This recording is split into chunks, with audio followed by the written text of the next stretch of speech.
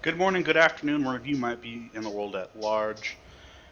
I think it's time for more Warhammer 3, something that I put on the back burner because the Realms of Chaos campaign is it's just annoying. Really, it's grind. Just like how I felt with the Vortex campaign, I didn't really enjoy that when that first came out with the second game. It was fun for a little bit, but it got stale pretty quick being forced to do something. I just want to kill stuff. So, because I just want to kill stuff, I think it's time to be Queen Conehead. Valkia the Bloody is a pretty interesting character. She used to be a princess, if you will, or a kin of a chieftain in Norska, uh, who like went psychotic when she was like early on in her life. You know, she was dabbling in the Khorne stuff, like probably under the age of 18, like 16 or whatever, killing a bunch of people in rage. So talk about her a little bit. So Valkia the Bloody rose to infamy as the merciless warrior queen of a great northern tribe who cut down anyone who dared question her reign. So that would be a little bit past her adulthood, which she ended up having to grow up quick, if I'm not mistaken. By the time of her death, she had defeated countless minions of Khorne's brother gods, so she did a whole lot of chaos rivalry with that, which is the reason why she has this weird penis shield. You know, fucking vagina face thing. That's actually a Slaneshi demon who's like, hey, how about I dominate you and make you my sex slave? And she was like, how about I kill you? Good. And so she did. she's she's very much a bad bitch, and she's basically loosely aligned to a Valkyrie. So a Valkyrie gone like super evil, or badass or bad, depending upon which side of the battlefield you're on. If you're a Khorne aligned tribe or something like that of the Norskins and she shows up, then it's like you've been saved. So as long as you don't pussy out, because if you do that, she will kill you then. Reaching the end of her mortal existence while on a journey of slaughter into the realms of chaos to pay tribute to her battle-hungry patron personally. So I think this was after she got her shield, or when she got her shield. She wanted to actually go into the realms of chaos. So that was her thing. She was trying to go to the realms of chaos. She said, "Hey, I'm gonna take the skulls of Slaanesh, which Khorne doesn't like Slaanesh because Slaanesh is like a dumbass little brother or something like that. Like he just doesn't do anything right.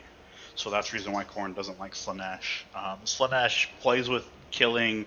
He doesn't do battle like super efficiently or bloody or whatever, and so Khorne doesn't like Slaanesh, which is where her shield comes from.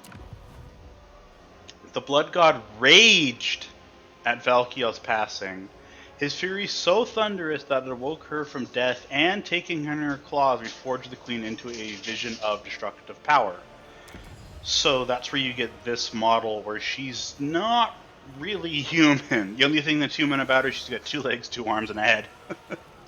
She's got, in some pieces of lore, you could state that Valkia the Bloody is something akin to a demon princess. So she's like, kind of like, she's like, I don't know, man, like maybe an eighth under the concept of being an immortal demon, because she's still technically mortal as far as I'm concerned, but she sort of isn't. It's not really well established if she's actually like a demon proper or not.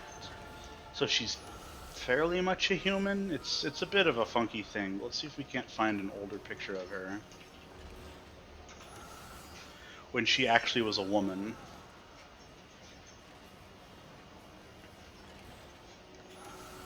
Because there's several different pictures I would like to throw up on screen.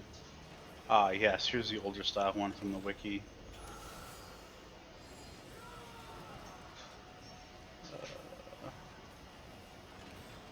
Let's go Valkia 2. Open that up. And then switch for screen. No. Oh, I have to make a new scene. I don't know if you can hear my dogs in the background. They're just going to be doing what they do. We woke up not that long ago, took care of your beginning amounts of pee and things of that nature, so, you know. There you go. So this is Valkia the Bloody as an actual woman proper. See how she has her spear, but she has super heavy armor. She does happen to have her horns, but she does actually have hair, and she has an actual like skin-colored face instead of like demon-born. So it sort of depends on how it is. In order to kind of harp on that lore bit a little bit, here's Festus. This is an actual man. He's obviously Nurgle-bound. He's got super rotten feet and things of that nature. His fingers is like, how do you even work those things? Azazel is not a man. Azazel was the boyfriend or some sort of thing to one of Sigmar's people or something like that. Like, he rose to demonhood by trying to kill Sigmar. So, yeah. He's old. Sigmar was a few thousand years ago. 100, I don't remember.